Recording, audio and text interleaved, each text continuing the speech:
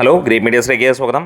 ഖലീഫയുടെ preview show റിപ്പോർട്ടുകളിലേക്ക് കടന്നു വരാം. അതിനു മുന്നോടിയായി സിനിമയുടെ ആദ്യ പ്രതികരണം വരാൻ പോകുന്നത് ഉച്ചയ്ക്ക് 12 മണിക്ക് അടുത്ത്, ഏകദേശം 11:30 കഴിയുമ്പോൾ തൊട്ട് നമുക്ക് ആദ്യ പ്രതികരണങ്ങൾ ലഭിച്ചു തുടങ്ങും. സിനിമ 9 മണിക്കാണ് തിയേറ്ററുകളിൽ എത്തുന്നത് എന്നുള്ളതാണ് റിപ്പോർട്ടുകൾ നേരത്തെ തന്നെ വന്നിരിക്കുന്നത്.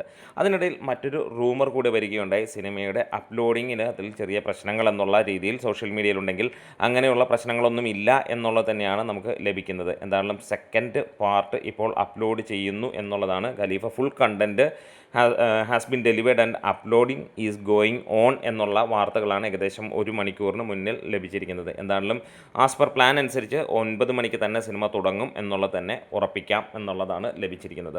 ഇനി സിനിമയുടെ പ്രിവ്യൂ ഷോകൾ നടന്നു എന്നുള്ള കാര്യങ്ങളൊന്നും തന്നെ പുറത്ത് വന്നിട്ടില്ല. പക്ഷേ എന്നിരുന്നാലും നമുക്ക് ചില അപ്ഡേറ്റുകൾ പുറത്തു വരുന്നുണ്ട്. വേറെ ഒന്നുമല്ല, സിനിമയുടെ കണ്ടൻറ്റിനെ കുറിച്ചും സിനിമയുടെ പ്ലാനിനെ കുറിച്ചുമൊക്കെയുള്ള രീതികളാണ് നമുക്ക് ലഭിച്ചിരിക്കുന്നത്. വേറെ ഒന്നുമല്ല, ഫിലിം ഒരു റിയൽ ലൈഫ് ബേസ് അല്ലെങ്കിൽ ഇവൻറ്റിനെ ബേസ് ചെയ്തിട്ടുള്ള ഒരു വ്യക്തിയെ ബേസ് ചെയ്തിട്ടുള്ള ഒരു കഥ തന്നെയാണ് എന്നുള്ളതും, അതുകൊണ്ട് തന്നെ അത് ഒഫീഷ്യലി റിവീൽ ചെയ്തിട്ടില്ല എന്നുള്ളതുമാണ് ഇതിനകത്തിൽ പറയുന്നത്. അതുകൂടാതെ ഇതൊരു 2 പാർട്ടായിട്ട് വരുന്ന സിനിമകളാണെന്ന് പറയാം. അതിനകത്തിൽ ഫസ്റ്റ് പാർട്ടാണ് നമ്മളിപ്പോൾ കാണാൻ പോകുന്നത്. ഒരു മുഴുനീള കഥ കാണുന്നതിനേക്കാൾ അതിൻ്റെ ഒരു ഫസ്റ്റ് ഹാഫ് കാണുന്ന ഫീൽ തന്നെയായിരിക്കും ഉണ്ടാകുന്നത്. മോഹൻലാലിൻ്റെ ക്യാമിയോ റോൾ തന്നെയാണ് ഏറെയും മലയാളികൾ അട്രാക്റ്റ് ചെയ്യുന്നതും നമ്മളേവരും ഉറ്റുനോക്കുന്നതും ആ ഒരു കാര്യം തന്നെയാണ്. പൃഥ്വിരാജിൻ്റെ സിനിമയാണെങ്കിൽ പോലും മോഹൻലാലിൻ്റെ ആ ഒരു ഒറ്റ കൈമതി നമ്മളെ തിയേറ്ററുകളിലേക്ക് വിളിച്ച് കയറ്റാനുള്ളതെന്ന് ഏത് മലയാളിക്കും അറിയാവുന്ന കാര്യമാണ്.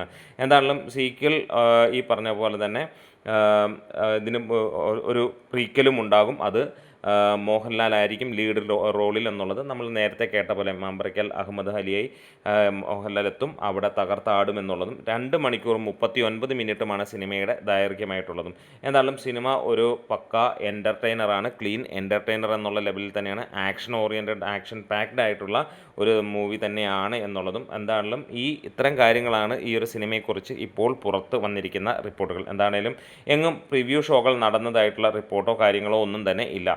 ഇവിടെ സിനിമയെക്കുറിച്ചുള്ള മറ്റ് ഒരു അപ്ഡേറ്റ് എന്ന് പറഞ്ഞാൽ സിനിമയുടെ ഫൈനൽ കളക്ഷൻ പൃഥ്വിരാജിൻ്റെ ഏറ്റവും മികച്ച 2ാമത്തെ കളക്ഷനിലേക്ക് എത്തുന്നു എന്നുള്ള വാർത്തകളാണ്. ഇതിനോടകം തന്നെ ഫൈനൽ വേൾഡ് വൈഡ് ആയിട്ട് 6,10,00,000 രൂപ എത്തി എന്നുള്ളതാണ് ഇപ്പോൾ പുറത്ത് വരുന്ന കണക്കുകൾ. പൃഥ്വിരാജിൻ്റെ തന്നെ ആടുജീവിതം 7,80,00,000 രൂപയായിരുന്നു വേൾഡ് വൈഡ് ആയിട്ട് നേടിയിരുന്നത്. 10 കോടിക്ക് മുകളിലേക്ക് എത്തുമെന്നുള്ള ഒരു പ്രതീക്ഷ മോർണിംഗിലുണ്ടായിരുന്നെങ്കിൽ ഈവനിങ്ങിൽ അതിലേക്ക് എത്തുന്ന ഒരു കാഴ്ച നമുക്ക് കാണാൻ കഴിഞ്ഞില്ല.